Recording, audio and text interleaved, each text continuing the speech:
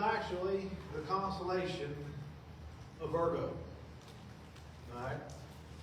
Now, some of you have been here when we've covered some of the constellations in one of our studies. But we're going to look a little in depth about what John wrote in Revelations 12. And this is kind of neat because you're kind of getting a preview of the Revelation study we have on Tuesday nights, but it's going to be a long time probably before we get to Revelation 12. But nonetheless, that's what this is. This would be the constellation of Virgo if you could see it. This is Spica, which is one of the stars. Up here would be around her head, and here's her feet. So let's go into it. Here's a little bit better view of it. Revelations 12, verse 1. All right? It says, "And there appeared a great wonder in heaven, a woman clothed with the sun and the moon under her feet, upon her head a crown of 12 stars. The Revelation 12 sign, which occurred on September the 23rd of 2017. All right? September 23rd, 2017. Was an astronomical event where the constellation Virgo appeared to align with several celestial bodies, interpreted by some as a fulfillment of biblical prophecy. This alignment included the moon at Virgo's feet and the sun under her body, and the planet Jupiter, which was seen as a significant sign in the sky. The event sparked various interpretations, with some viewing it as a precursor to the rapture, while others noted that similar alignments have occurred in the past. Okay? Now, what you see here, this is the constellation of Leo. All right? Everybody knows Leo the lion, right? And again, this is the constellation of Virgo. That's how you would see him in the sky at night.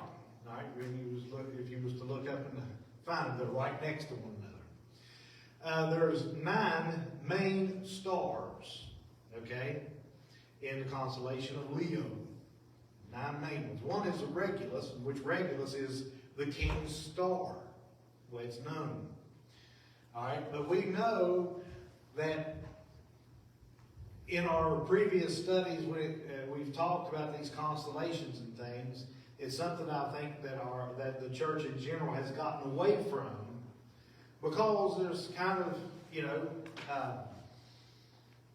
kind of gets along the lines of astrology, okay, or worship of the stars. We all know that you can get your Daily Gazette, open it up, and find your horoscope. Right? And the horoscope has a lot to do with what? Constellations, the signs, and all that stuff, right? But let's be honest. Let's really look at things for how they really are. If we truly believe the Bible to be absolute all truth, if we believe that. If we believe that, then you know what that means? That means that all the constellations, all the planets, all the suns, all the stars, every cosmic body in the sky, God put there. That's right. Genesis chapter 1. He planned to put them in there. He said he put the stars, he said they were for signs and seasons. Signs and seasons. In other words, it was God's earliest form of, one sense, communication to us. The word seasons there, we like to think, because we're westernized, we like to think of seasons as all that, so we can tell when it's wintertime, springtime, summertime, and everything. The right seasons, that's what seasons are to us when we think about it. But really, when you look up that word seasons in the Greek right there in Genesis, it's referencing the Moedines. And you wonder, what's a Moedim? Well, that's Hebrew for festivals. Moedim, or Moed, is a festival. Moedim is plural, meaning festivals, one-on-one. So why would God say that in Genesis chapter 1, that these were for signs and seasons?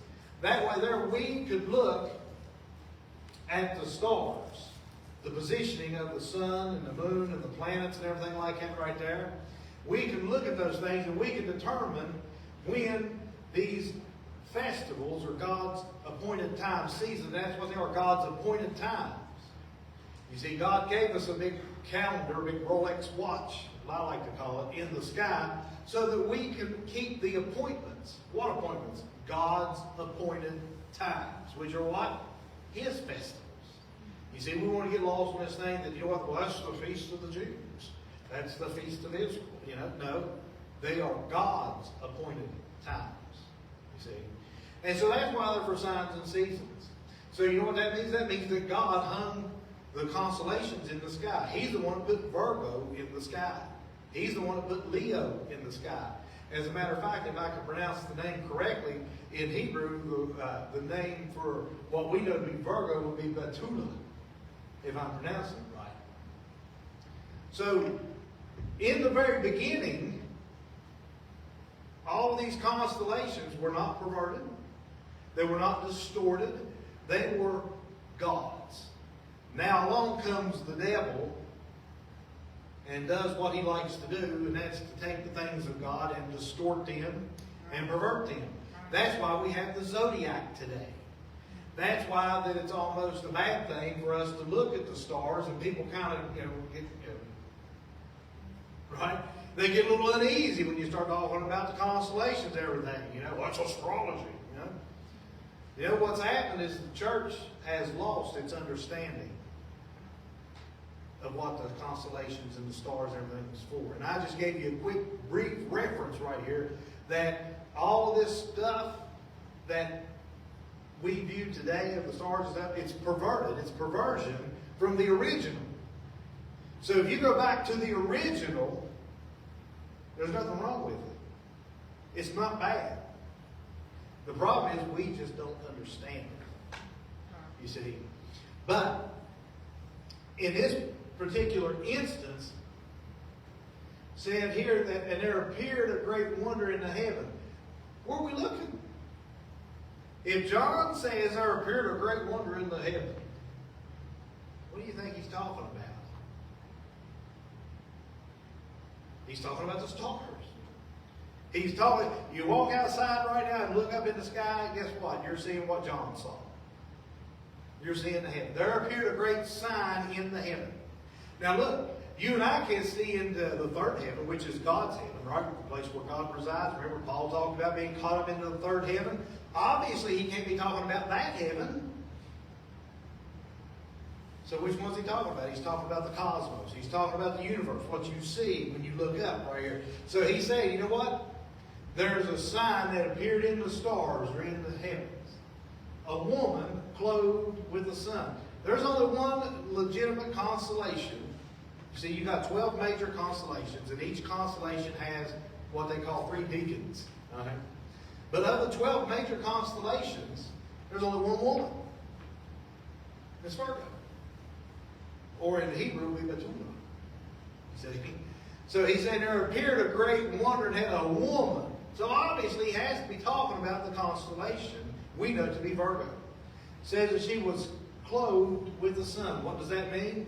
That means that the sun, which is right here, you can see is underneath her head. She's clothed with the sun. Obviously, we know that our earth is in orbit around the sun. It takes 12 months for us to go from point A to point back to point A, right? Around the sun. It's an orbital path or eclipses, right? And depending on the position of the earth determines what constellations you get to see in the sky. Like in the wintertime, you're going to see the winter constellations.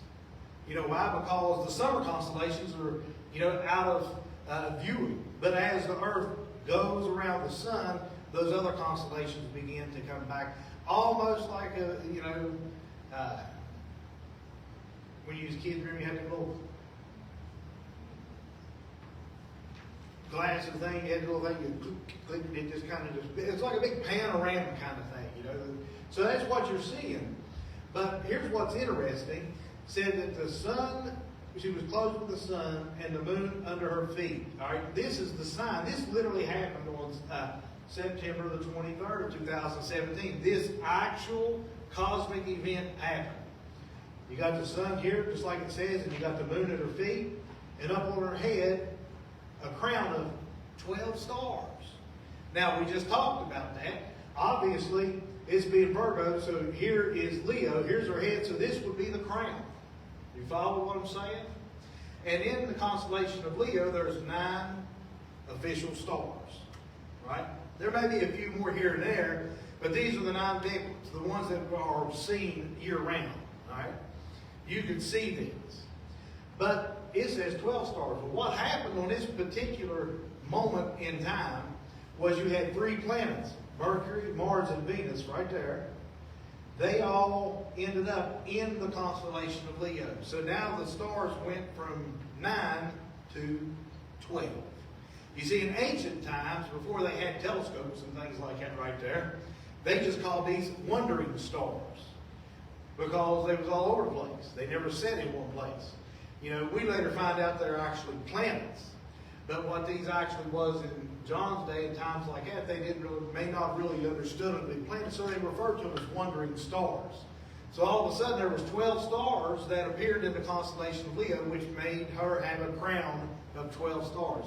So this actually happened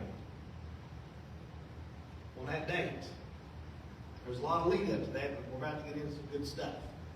You kind of have to see this to get that what we're getting ready to go into. So, if my little thing here, there we go. Jupiter, if you remember, we showed you that in that previous,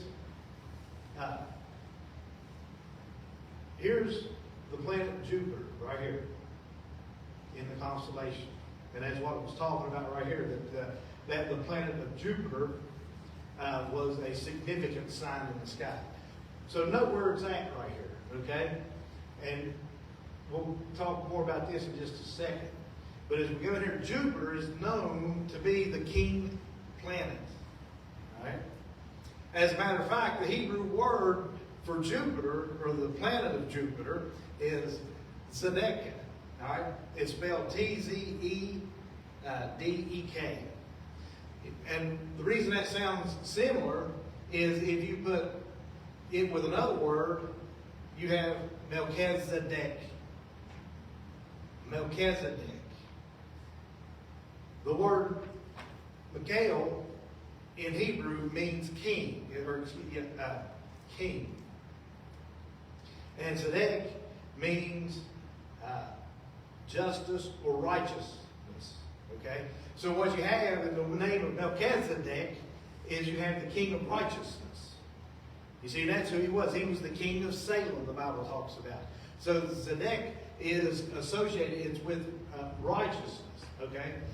So keep that in mind. But the king planet symbolizes Christ's kingship and divine importance, notably through theories linking the conjunction of Venus and Regulus, which is the king's star, remember? In somewhere between 7 to 2 BC, to the star of Bethlehem. So they're saying that may be the star of Bethlehem that they were talking about. That's not necessarily important to this, but they're just saying it, so we know. But it signaled, whatever star it was, signaled the birth of the King of the Jews. Now, whether it was a conjunction of Venus and Jupiter, or a conjunction of Venus and Regulus, or whatever, there was a star somewhere that appeared in the sky that was abnormal, wasn't a normal star, because it's not always there. And when that star appeared, it signaled that Jesus Christ had been born. The King of the Jews had been born, right? So we can definitely agree to that. This great conjunction was seen as a celestial proclamation of Jesus' arrival, aligning Jupiter's association with the kingship with the prophecy, while some Christians' interpretations see Jupiter's characteristics like its size or its spot, if the planet Jupiter is the 5th planet from the sun. What is that? What's the number 5? It's always synonymous with grace. Okay? So this is the 5th planet. It's the biggest planet. It's the king planet. It's bigger than all the other planets. That makes it the king planet. Right? As symbols for Jesus' role, his humility and atonement. Ancient cultures, including Romans, Jupiter was their king of the gods. And Babylonians associated Jupiter with royalty, making celestial events involving it, highly significant for predicting rulers. The symbolism, Jupiter, the king of planets, aligned with Regulus, the king's star in Leo, was interpreted by ancient astrologers, or the Magi. Everybody knows what the Magi is? That's your three wise men. Or there was probably more than just three, but we know to be three wise men, right? They were the Magi, right? That's who was talking about that. That was the ancient astrologers, or actually would be astronomers. They would know the stars, right? And this right here as a sign of the new king in Israel, pointing to Jesus. Jupiter's immense size and prominence link it to the King of Kings, representing Christ's authority. Some see Jupiter's gas composition and lack of nuclear reaction as mirroring Christ's incarnation, a spiritual being humbling himself to become man. Jupiter is often called a failed star because it's made of the same stuff that the sun is, which is hydrogen and helium, and is so massive, but it's still about 80 times too small to ignite nuclear fusion and become a real star, though it's the biggest planet and plays a huge role in our solar system stability by deflecting comets and shaping orbits. So you know what it's saying about Jupiter, it's so massive, it's so big, that you know a lot of the comets and things that are out there, Jupiter actually intercepts them and prevents them from coming to the inner solar system. Which means what? If they get into the inner solar system, there's a good chance that they might hit the Earth, right? So Jupiter's kind of like shadowing us in a lot of ways. It takes a lot of the punishment for us. But what did Christ do? You see, here's the connection. And likewise, it's pointing out that Jupiter is made, we know it's a gas giant, it's a gas planet, right? Well, the thing of it is, it's almost could be a sun in itself. But it's not quite there. In other words, what they're trying to say here is that instead of it becoming the sun, S-U-N, right, that it humbled itself and it became as a planet. Not quite the level of the sun. So you can kind of see how they like to compare those things to Christ, and Christ humbling himself and taking on a robe of flesh and coming to the earth, right? So you can kind of see how we want to get a concept that, you know, Jupiter is known as the king of the planets. Because that's important. Here's a picture of it, right? Now watch this. Matthew chapter 2. Now when Jesus was born in Bethlehem in Judea, in the days of Herod the king, behold, there came wise men, right, from the east to Jerusalem, saying, where is he that is born king of the Jews? For we have seen his star in the east and are come to worship him. When Herod the king had heard these things, he was troubled, and all of Jerusalem with him. And when he had gathered together all the chief priests and scribes of the people, he demanded of them where Christ should be born. This was an astronomical event that took place. They all seen the sign of the star in the heavens, which signaled the birth of the King of the Jews. You know, so what did Herod do? Herod, he's not very smart when it comes to this stuff. So he gets all the scribes and the priests and everything, the ones that understand astronomy and understands the prophecies from the Old Testament, right? That told of his birth. And Herod's trying to get the inside scoop on, you know, where's this baby at? You know, he's not like, because it said he's troubled by it. So he gathered together all those that knew anything about the scriptures. And that's where his part comes in. And they said unto him, in Bethlehem of Judea, for this was written by the prophet. You see? And thou, Bethlehem, this is what the verse said in the prophecy, in the land of Judah, are not the least among the princes of Judah. For out of thee shall come a governor, and he shall rule my people. So there's the prophecy. Herod was looking for that prophecy. That's why he gathered together his scribes and his Pharisees and priests and all that, because they would know, right? It says, then Herod, when he had privately called the wise men, inquired of them diligently what time the star appeared. And he sent them to Bethlehem and said, go and search diligently for the young child, and when ye have found him, bring me word again that I may come and worship him also. Right? When they had heard the king, they departed, and lo, the star Right? Where are they looking? They're looking in the sky. The star, it says right here, which they saw in the east, went before them till it came and stood over where the young child was. When they saw the star, they rejoiced with exceeding, and it cut it off right there. But that, you see, they're talking about the star. Right? Now, whatever the star was, whether it was a star that just appeared for a short period of time, whether it was a conjunction of wandering stars, or just whatever, there was a sign in the sky of a star that signaled that Christ had been born. Now, these were Magi's. These come from what we know today would have been Babylon, the area of Babylon. So why would they know anything about this? These are Gentiles, right? The reason they know this is because at one time you had folks like Daniel the prophet was living in Babylon. And Daniel the prophet, he was kind of the chief of all the princes and all the magicians and everything in Babylon. Why? Because if you remember, he was the one who interpreted Nebuchadnezzar's dream, right? He was the one that deciphered my handwriting on the wall, you know. So Nebuchadnezzar put Daniel in charge of all of his astronomers. So what do you think Daniel told his astronomers about? He told them about that the promise of the Messiah was going to come some several hundred years before. And so they always looked for that, and they seen that sign that probably Daniel would have been the one that would have told them about. So here it is, the sign, right? So, and we move a little further, if this thing will let me. Oh yeah, here we go. Revelation 12:2. And she, being with child, cried, travailing in birth, and pain to be delivered. And for some reason that's cranked together right there. But anyways, in Luke, it says, and Joseph also went up from Galilee, out of the city of Nazareth to Judea, unto the city of David, which is called Bethlehem, because he was of the house of lineage of David, right? This is when the whole world was to be taxed, right? We know the Christmas story, right?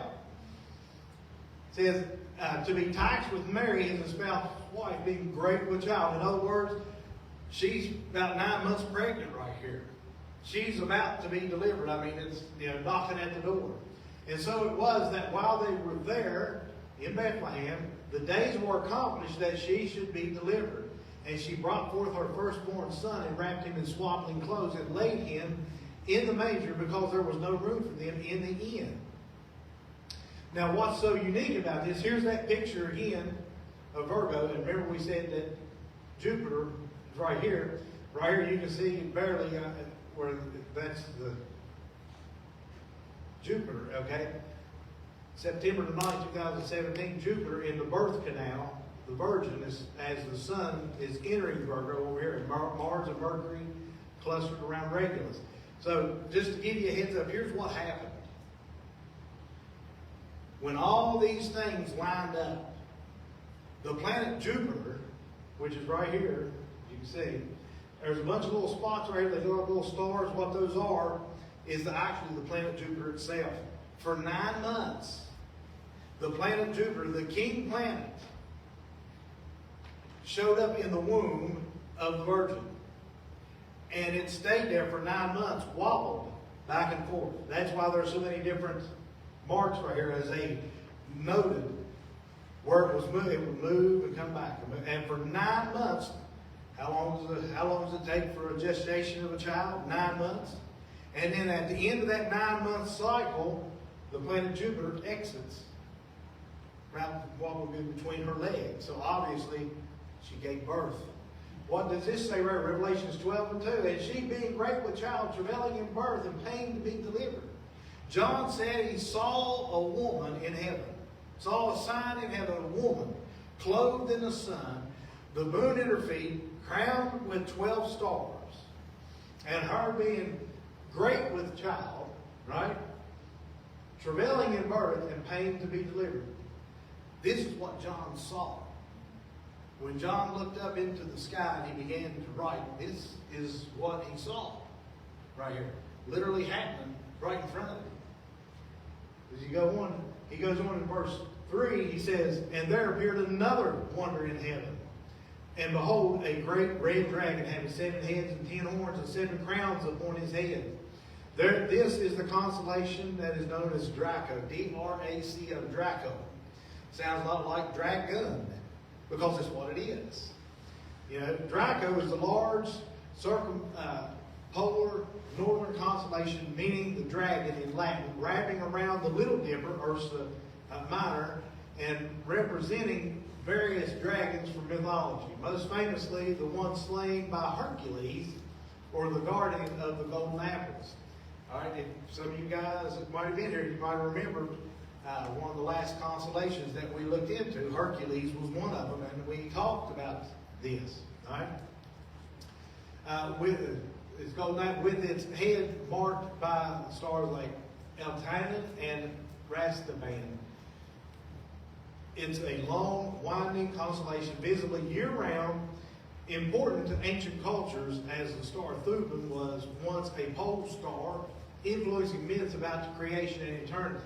In Greek mythology, often, as we mentioned, identified as Ladon, the dragon, guardian of the golden apples of Hesperides, or the dragon Athena, defeated and threw into the sky. Other cultures linked to creation myths, like in the Babylonian, the Tiamat, and the Norse myths, dragon. So how to find it? You locate the Big Dipper and the Little Dipper, trace the space between them to find Draco's winding body and tail, follow the tail and find the dragon's head marked by Eltanin and Rastaban. But this would be it right here. So we move on. Here's what John is saying.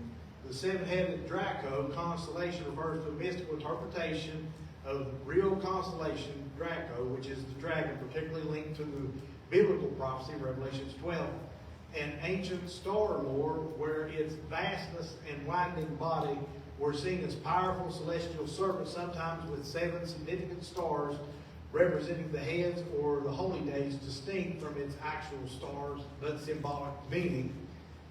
The northern constellation itself is a large northern serpent figure winding around the Little Dipper, famous for its head near Hercules and its tail near the Dippers, with stars like Elton. Okay, now the thing of it is, we look at the Big Dipper and the Little Dipper, but if you look at the Hebrew, the Mazarov, what those are sheepfolds. The Big Dipper and the Little Dipper is a big sheepfold and a small sheepfold. Okay, because they're part of the Boaz link to Virgo. Okay, Boaz being another, he was the great shepherd, and he's part of the constellation of Virgo. That whole story that's told there, and those were the sheepfolds that he maintained was the Big Dipper and the Little Dipper. Okay, but what it's saying here is that this here dragon, this great dragon, this is what John is seeing in Revelations 12. Okay, he's seeing this 7-headed dragon. So in verse 4 he says, "And his tail drew a third part of the stars from heaven, and did cast them to the earth. And the dragon stood before the woman, which was ready to be delivered, for to devour her child as soon as it was born." You may think this right here, again, is one of the deacons that we talked about that go along with Virgo, which is coma, which means the desired. The way that the constellation was drew out years ago, they've changed it. But on ancient star maps, this right here would be the Virgin, which would be Mary, and this would be the Christ child right here. That's the way the Mazarov would have explained it. Okay, notice that he's kind of a toddler now. He's not the little infant anymore, and that's important because when you go back to Matthew 2:11, it says, "And when they were come into the house," remember this is the Magi, right? The wise men from the east. They didn't come into the inn or the stable. Doesn't say they come in. It said they come into the house. Okay. Now I know we like to put the wise men, with the shepherds and everything in the Christmas story, and that's okay. But we need to remember that the wise men didn't show up in Bethlehem that night. Okay. But right here it says that they showed up at the house. They showed up where Mary and Joseph lived.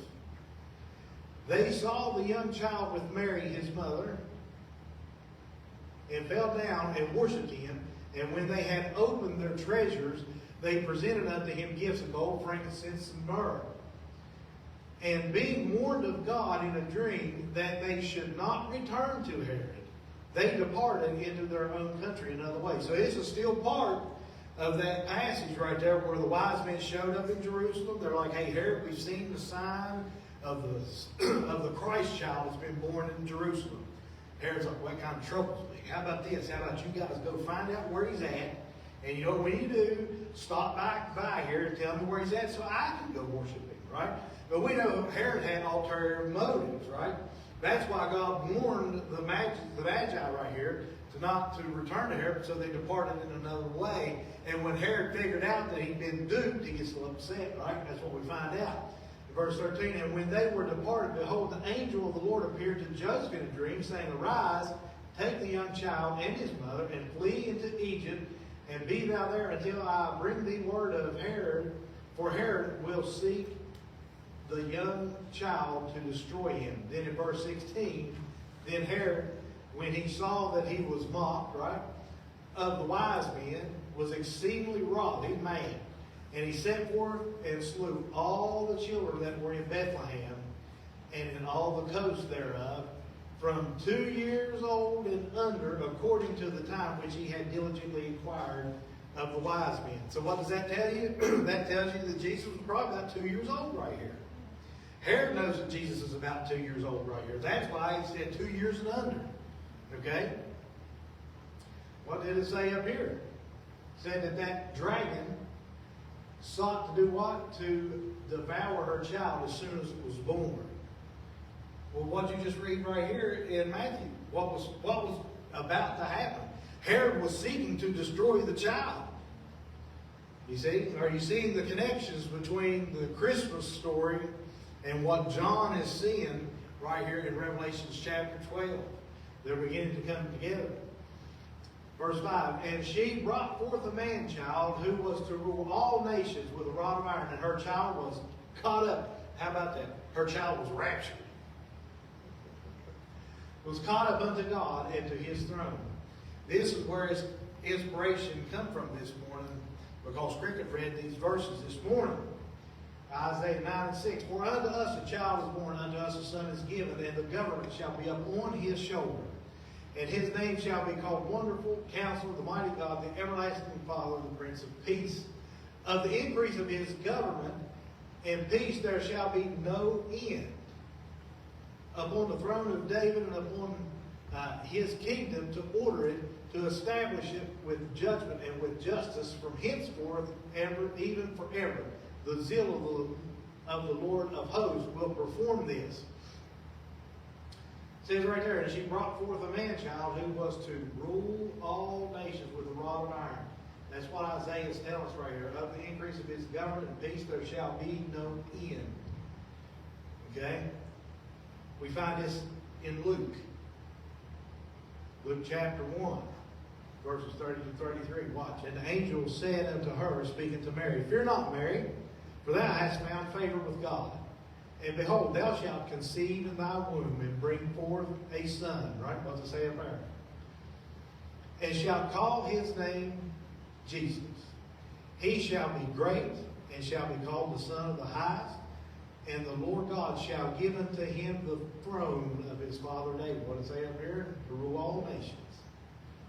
And he shall reign over the house of Jacob, or Israel, forever. And of his kingdom there shall be no end. There you go.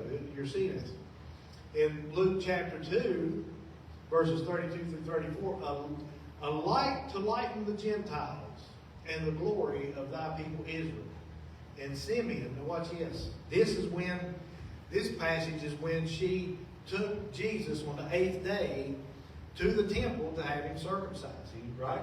And Simeon is the one that's doing the deed here. And so, and Simeon blessed them and said unto Mary his mother, Behold, this child is set for the fall and rising again of many in Israel, for a sign which shall be spoken against. Yea, a sword shall pierce through thy own soul also, that the thoughts of many hearts may be revealed. So Mary's getting a little bit of bad news here. You know, she obviously, if you read on, she pondered these things in her heart. She's like, well, I don't know what you're talking about, but you know, whatever. But he's telling her that a sword is going to pierce through her own heart. So I wonder what that could be. So as we move on, Luke 2:35 says that she'll bring forth a man-child who was, and her child was caught up. We're going to look at this. In John chapter 19, 25 through 27, it says, Now there stood by the cross of Jesus his mother and his mother's sister, Mary the wife of Cleophas, and Mary Magdalene. When Jesus therefore saw his mother, who's he talking to? Saw his mother, he's talking about Mary, right? When Jesus therefore saw his mother and the disciple standing by, which would be John, whom he loved, he saith unto his mother, Woman, behold thy son. Speaking of John. See, Jesus would have been the firstborn, right, of the family. So he would have had responsibility, right, to take care of mom and dad and everything like that. But you see, he's getting ready to leave. So he's got to give that off to somebody else. And so who's he giving it to? He's giving it to John. He says to his mother, speaking to Mary, he says, Woman, behold thy son. Then saith the disciple, Behold thy mother. And from that hour, that disciple took her unto his own home. In other words, John adopted Mary. Mary adopted John. Right? It's important. Because remember, Simeon said, hey, a sword is going to pierce through thine own soul. You know, she spent, 13, 15 years, I ain't sure what it is for a Jewish child, raising baby Jesus. You know, you can't tell me she gave birth to it. You can't tell me, she had a natural affection for that child. Even though he was the King of Kings, even though he was the Lord God himself, that's still her baby.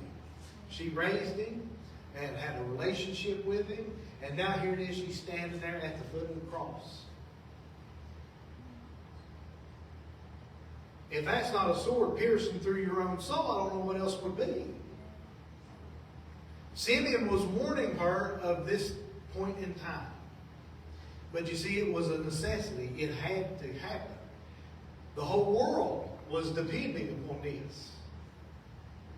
You see, in Acts 12, or 1 verses 12 through 13, pay attention. It says, Then they returned unto Jerusalem. Who's they? It's the ones that witnessed Christ ascend from the Mount of Olives. Right? You men of Galilee, why stand ye here gazing? Right? Then they returned unto Jerusalem from the Mount called Olives, which is from Jerusalem the Sabbath day's journey. And when they were come in, they went up into an upper room where abode both Peter and James and John, Andrew, Philip, Thomas, Bartholomew, and Matthew, and James the son of Alphaeus, and Simeon Zealous, and Judas the brother of James. These all continued with one accord in prayer and supplication with the women, and who? Mary, the mother of Jesus, and with his brethren. So they're all together. Now we can make an argument that they were all together to see the ascension. But what does it say right here in Revelation 12:5? And her child was caught up unto God, into his throne. What do you think happened on the Mount of Olives? He was caught up at the Mount of Olives. Mary witnessed this. Even though just a few days earlier, some 40 days earlier, she was witnessing him hanging on the cross, now she gets to see him. Obviously, there's not a whole lot of talk or mention in Scripture about her and Jesus after the resurrection, other than really right here. But you know good and well, she was abiding with John, and John was abiding with her. They were together. And we know that they all hung out in the upper room, right? And we all know that Jesus appeared in the upper room. So we all know Mary was witness to this. So even though she endured that pain of that sword piercing through her own soul, yet here it is, she is witnessing her resurrected son. Think about that. You know, now she's witnessing her resurrected son and then sees him caught up into the heavens. John seen in Revelation chapter 12 a woman clothed with the sun, the moon at her feet, 12 stars over her head, and she was in pain to be delivered. Then he seen also another sign in heaven, which was this great red dragon that was ready to consume or devour that child as soon as it was born. We just went through that Christmas account right here. We just went through the whole Christmas story in just those few verses in Revelation chapter 12. You can see how all of those verses tie into what John was seeing right here. And then when you actually can, go out and look up into the night sky, and you could have seen literally, if we would have known at the time, you could have seen literally the crown that was over the head of the Virgo, and you would have got to see the planet Jupiter as it wobbled back and forth inside the womb of the Virgin. Mary, by the way, was a virgin, espoused to Joseph, right? And then in 9 months gestation, the child was born, and likewise, guess what? There's a big dragon constellation in the heavens known as Draco, was waiting to devour that child as soon as it was born.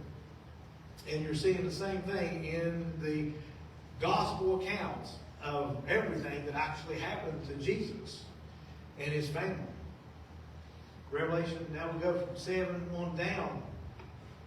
And there was a war in heaven. This is after the child was taken up, right? That was verse 5, 6. All right, now we're in verse 7. And there was a war in heaven, like when his angels fought against the dragon, right? Draco. And the dragon fought and his angels, and prevailed not, neither was there a place found any more in heaven. And the great dragon was cast out, that old serpent called the devil and Satan, which deceiveth the whole world. He was cast out into the earth, and his angels was cast out with him. And I heard a loud voice saying in heaven, Now is come salvation and strength, and the kingdom of our God, and the power of his Christ. For the accuser of our brethren is cast down, which accused them before our God day and night. And they overcome him by the blood of the Lamb, and by the word of their testimony, and they loved not their lives unto death. Therefore rejoice, ye heavens, and ye that dwell in them. Woe to the inhabitants of the earth and of the sea, for the devil is come down unto you, having great wrath, because he knoweth that his time hath but a short time. What does that mean? That means that for 4,000 years, from the time that God gave the prophecy in the garden that the seed of the woman is going to bruise thy head, and thou shalt bruise his heel, from that time until Calvary is about 4,000 years. For 4,000 years, the devil tried, like the devil, to get this little baby. That's why you have pagan religions are full of child sacrifice. And another thing they like to do, they like to take away the virginity. You know why? Because God needed a virgin, and God needed a baby. You see? So if we could get the whole world sacrificing virgins and sacrificing babies, maybe we can catch the Christ child before he gets a chance to take off.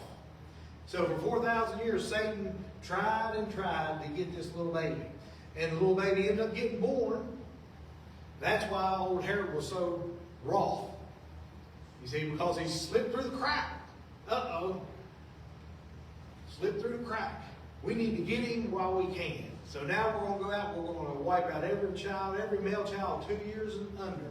So that way we can make sure that we get rid of this troublesome, Messiah, promised seed, whatever you want to call it. That was Satan's way of trying to defeat God. You see, if Satan could have killed the Christ child, then who'd be the victor? He would. So for 4,000 years, he's tried and tried, but he failed miserably. Christ came and Christ accomplished the mission that his Father sent him to accomplish, and then he was caught up back to his throne. The devil has been defeated.